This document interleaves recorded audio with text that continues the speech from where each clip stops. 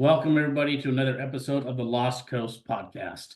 Today, we have a very special guest with us. Her name is Ruth Easterling, and she's a coach, and she helps people do the things that they need to do. So, Ruth, welcome to the show. Thank you, Cory, for having me. Yeah. So, Ruth, tell us a little bit about how you've gotten to the position of where you're at today and why you do what you do. Well, Cory, to make it short, I spent about 15 years in nonprofit full-time, and I did a lot of leadership training, a lot of coaching, and then I had my girls and I was done. I couldn't do having like little toddlers and a job. So I quit. And then when my youngest was headed off to junior high school, I decided I needed to do something that I had been trained in for. So while she was in elementary years, I did a lot of teaching. So I had taught as an adjunct professor at a university, and I had done some other things. And so I decided that I was going to do something that I was trained in. And so I decided to start my own business doing leadership training and coaching. So I do personal coaching and I do team coaching and training as far as how to be a leader and how to learn how to communicate better and connect better. Well, perfect. So, you wait till the kids got to a certain age before you can go and out on your own. Boy, do we know how that works, don't we? All that have kids. They seem to run our whole entire lives. I mean, mine's 19 now, and he still runs my life. It seems like. Yeah, it didn't stop. That's for sure. But I just changed directions. So this leadership and coaching piece, what's actually going on there? Are you working with individuals, working with companies? How's that working? Yeah, that's a good question because it really is kind of like a spoke. It's kind of like a bicycle tire with the spokes, right? So the middle part is I'm teaching people how to live on purpose, lead on purpose, and learn on purpose. And that's the name of my business. It's called On Purpose L3, because in order for us to have a business, we need to know what we're for and we need to know what we're known for. And it all comes down to what is your purpose? Same thing with an individual. An individual needs to know what their purpose is. And so that's the reason why I say it has the spokes, because I come in doing training, whether it's for the group or for individuals, and then each spoke is a different aspect of the person's individual life and their professional life and the business life. So it kind of goes all three directions. Okay, so let's just go specifically on their personal life. Okay. What are you focusing there when you're talking to somebody then with their personal life? Okay, great question. So basically what I try and help somebody do is to come to awareness of who they are and understanding, kind of building a foundation in their own personal life. And see, what we do as individuals is we worth and our value, and we put it in exterior things. We put it in our job and the things that we do, and yet our worth has to come from within us. And so I try to help individuals to be able to develop like a good foundation in their own personal life. And so what happens is that individuals kind of neglect the areas of their personal life. So there's 8 areas in which an individual needs to come to recognition that they're working on that they're aware of those, right? I mean, so there's a lot of steps to doing that. And once they come to the awareness of their own personal life, we begin to work on that foundation. Once we are able to establish a really strong foundation, then we begin to work on their own professional lives.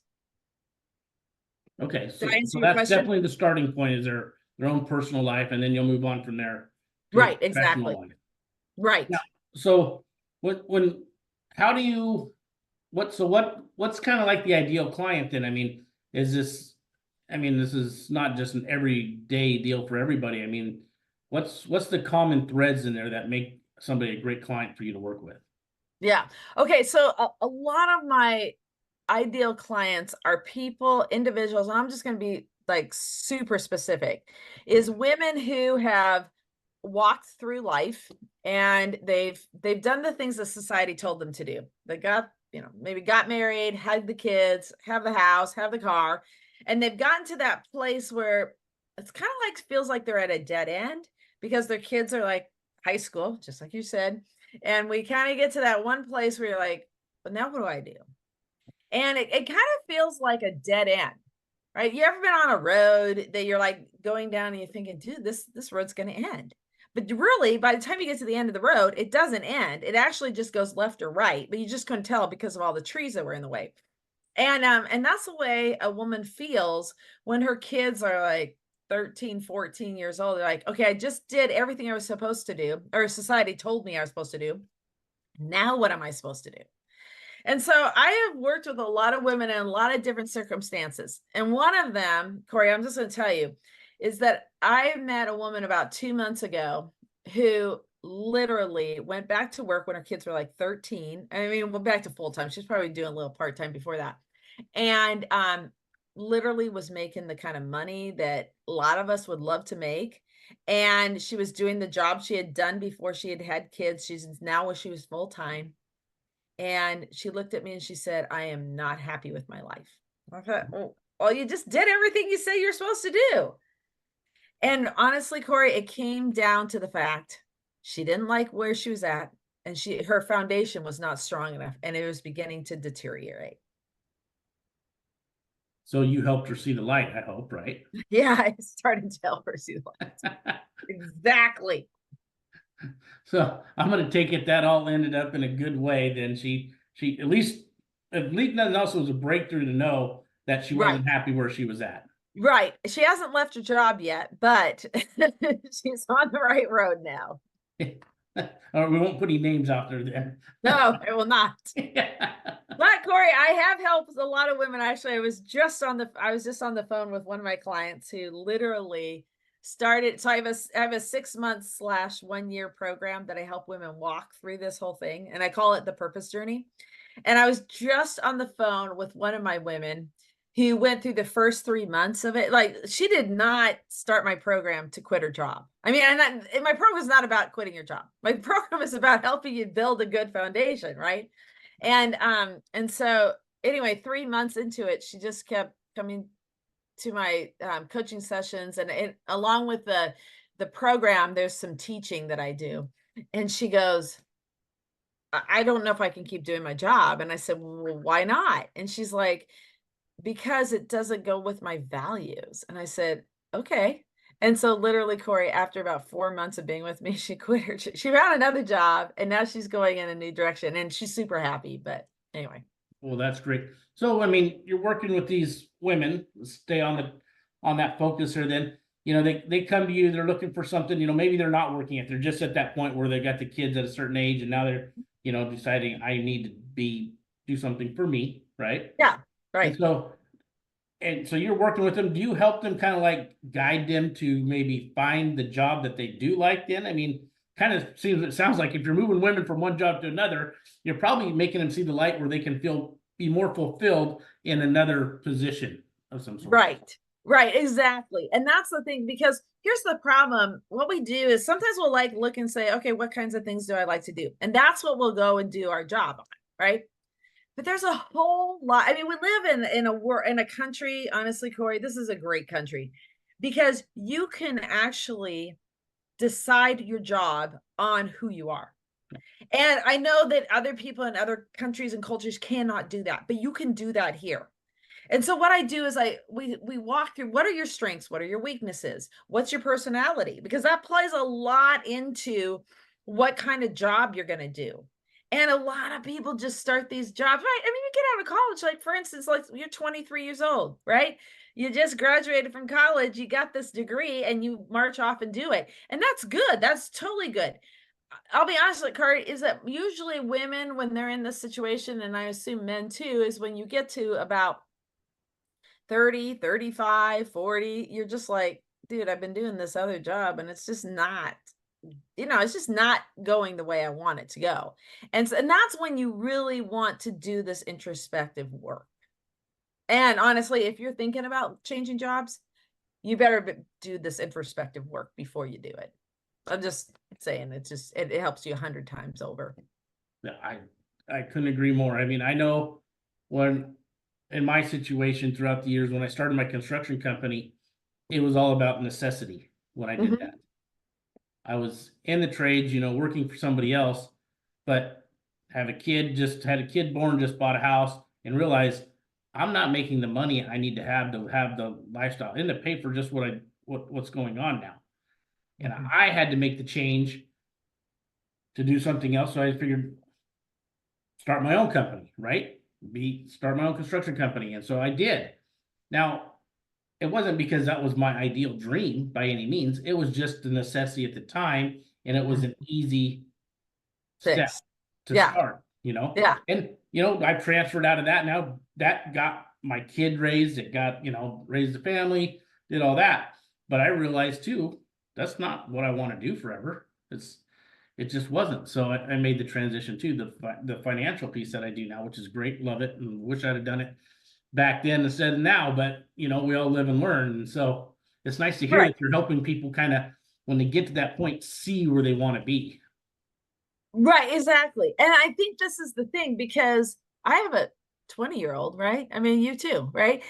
She's sitting there going to college, going, okay, I think this is what I want to do. And sometimes I look at her and I think, are you sure that's what you want to do? You know what I mean? But I'm her mom. I can't tell her that. So we just keep going on and she's going to get that piece of paper and she's going to get a job, right? But I'm honestly, Cory, I've thought many times, I'm like, when she's 25 and she's sitting there going, I don't know if I like this job, I'm going to be like, okay, now we can talk about it. Yeah. Right. Because you have to get to the place where you're just like, this isn't good. And you don't know until you're there. You don't know. Nope, you do Yeah. not. Yeah. I mean, you think about all the things that you've gone through in life and you go, why is this, why did it go okay for a while and then not go okay? Right. And that's what all of us have to go through that. Yeah. Yeah. So what's your story though? I got a great story. Okay. No, my story is it goes back to the beginning when I got out of college. I'm actually an ordained minister in the Methodist Church, and um and I love that. I did that for 15 years. I had a church and I worked and I loved it. But then when I had my kids, it's not a 9 to 5 job and it just wasn't working. And so I quit. My husband's like, that's totally fine. And as any of you have had toddlers and young kids, working and toddlers just don't seem to go together. So that's why I stayed home.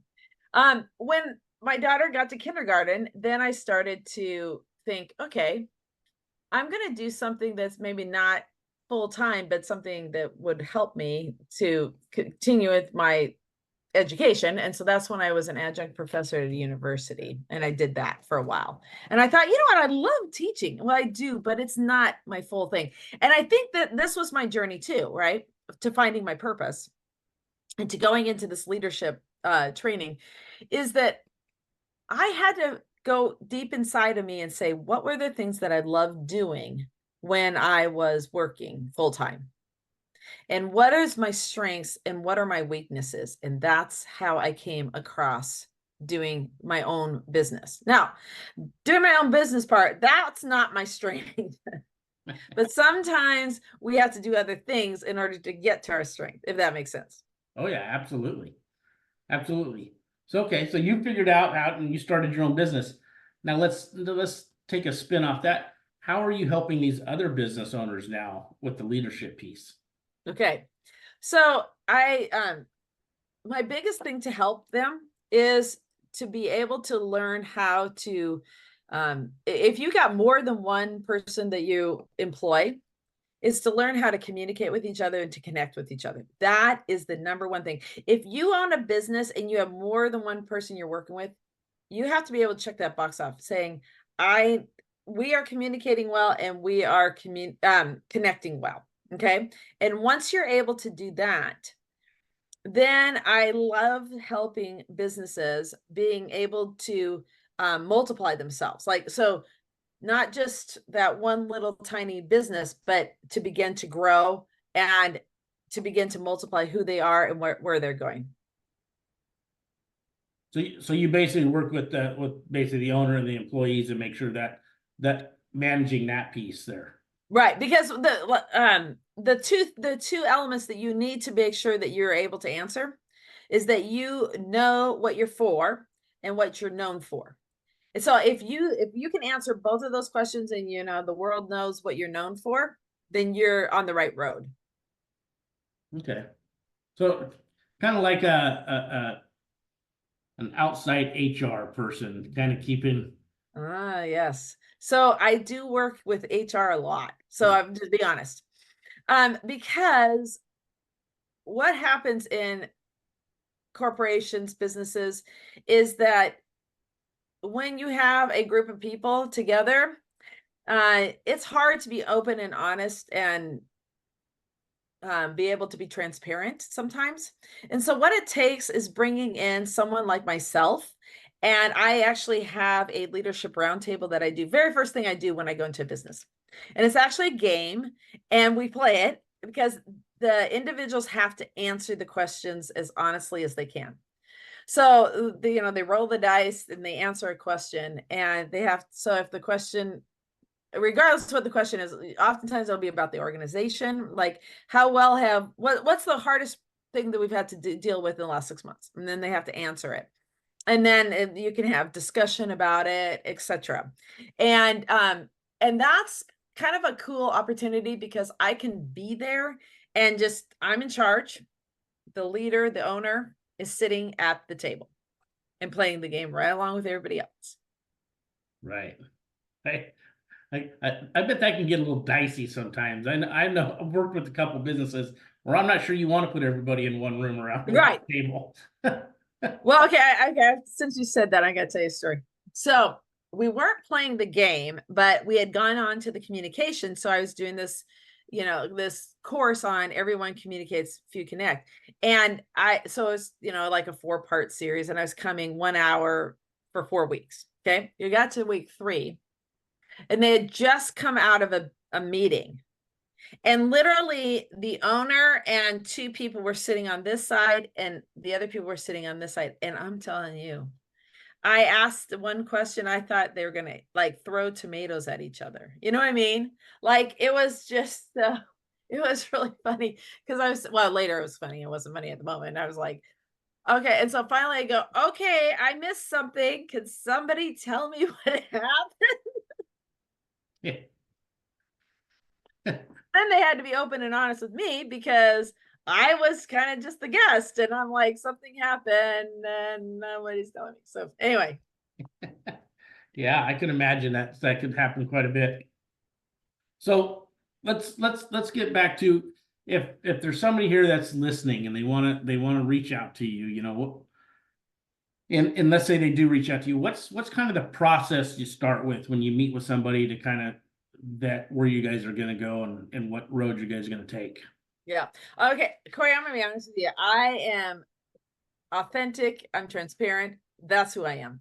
I don't do cookie cutter anything.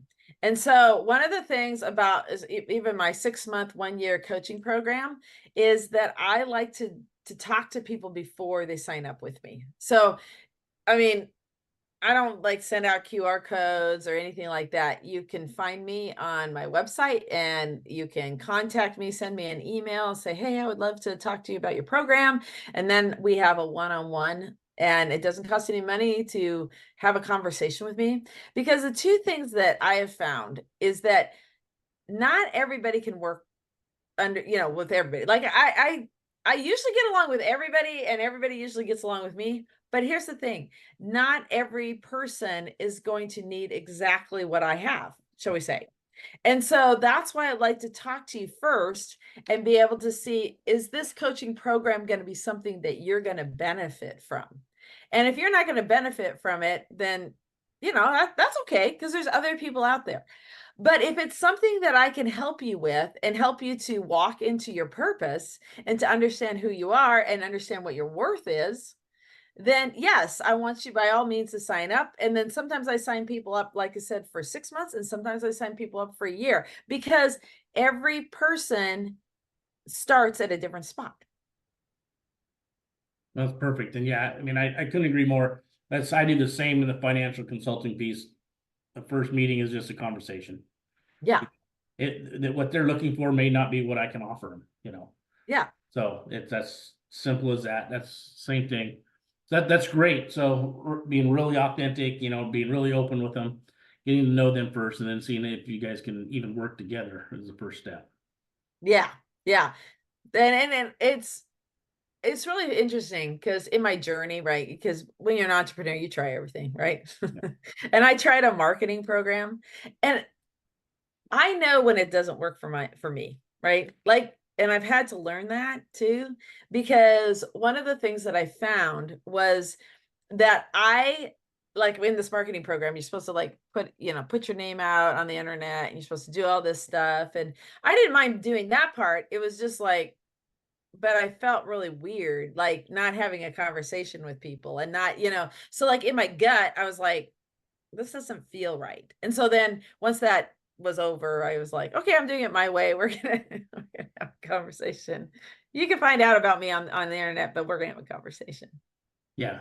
So in a nutshell, your perfect client is basically somebody, a woman, number one, that's wanting to make the change, get back in the workplace, you know, find out who they are, develop what they want to really truly want to do, where they're going to be fulfilled. Correct? Right, right. Okay. And So, go ahead. no, I was just gonna say, and just knowing that, you know, your personal life is the most important, that foundation is the most important part. So if you already have a job and you're just like, well, my job's okay, right? Like I don't have to change jobs, right? That's okay too. Understanding your worth is the number one thing, and understanding your values. So, I mean, you're gonna work with people just to basically, like you say, that most important piece may be the only piece they need to work on then. Right, for sure at first. Yeah. Because they need to first understand that. Because what happens is that if you don't have that strong foundation, right? And you build your business on top of that foundation that's not strong, it's just like building a house on sand. It's just going to fall down. Yeah. Now, I would imagine there may be some kind of struggle in these kind of conversations that you're having with these women. I mean, especially if they're not getting a lot of support from their spouse, Mhm. that's got to be a tough situation that you're going to be thrown in the middle of, actually. How do you deal with that? Women have to here.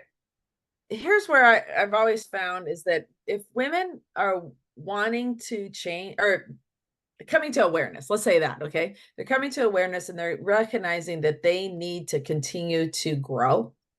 Growth won't hurt their future, unless, like you said, if they run into something that's been going on with their spouse, and all of a sudden they're like, whoa, wait, this is a problem, right?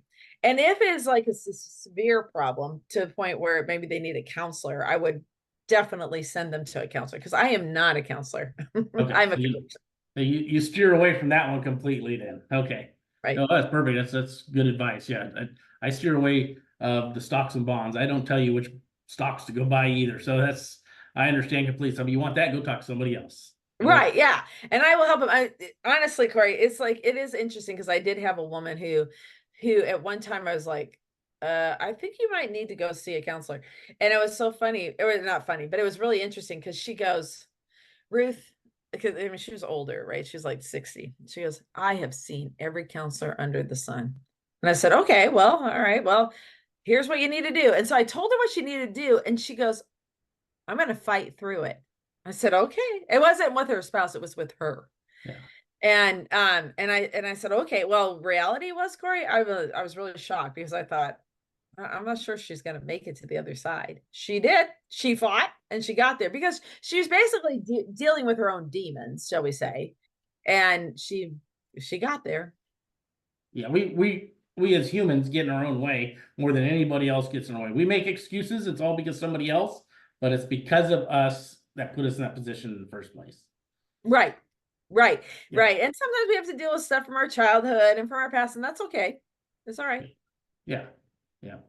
Absolutely. So before we bring this to a close, what's the best advice you can give right now to everybody?